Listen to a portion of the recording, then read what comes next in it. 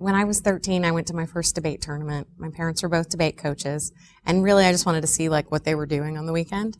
And I didn't have any intent of debating, but about 2 rounds in, I had a judge who told my partner and I that we were being a little too assertive. And it didn't matter that the 2 young men we were competing against were being as assertive, if not more so. And the judge reminded us that women really couldn't get away with that in the same way.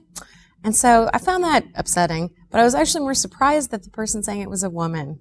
And I did not realize at the time, but I had sort of, in that instant, fallen in love with social psychology. So when I took a class and realized there was a way to study academically, you know, why people who belong to groups can still demonstrate prejudice against people who belong to those groups, I thought, yeah, this is for me. I need to know the answer to that question. So I was excited there was a way in school to find it.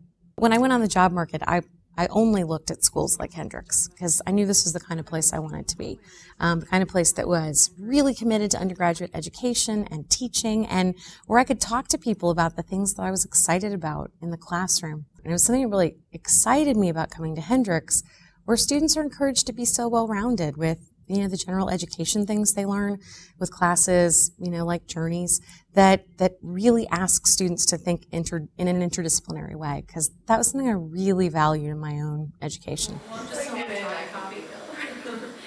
It's been really exciting because my own research interests have been shaped a bit by what my students are interested in. So I've started doing a lot of research since I got here about stereotypes of Southerners, because it's something that's very salient to our students when they think about moving to other regions of the country or interviewing for jobs. You know, Hendrix has this phenomenal reputation in Arkansas, but how they're perceived as Southerners is something our students think about. And so it's been really exciting to let some of their lived experience help shape the things that we're doing. I love that the biggest problem I have in my research lab is not finding great students, is not access to resources. It is scheduling my lab meetings because my students are so well-rounded that they have to go to choir practice and sports. I mean, what a fantastic problem to have, that students are so engaged in their education and can bring so much to the table through these other experiences that our biggest challenge is finding a time when we can all meet. It's a lovely problem to have. I would say Odyssey was one of the single biggest reasons I chose to come to Hendrix. This was the only liberal arts school I looked at that actually had, you know, put their money where their mouth was. So I had 2 students approach me who I didn't know that well, and they were really interested in sports fans. And so we started meeting regularly and talking about identity and thinking about what it means to be a sports fan and how that might meet identity needs. And these students got a several $1,000 grant to go interview people at the Cotton Bowl. And so after that, once I knew what Odyssey could do, I mean, I sort of felt like the sky was the limit.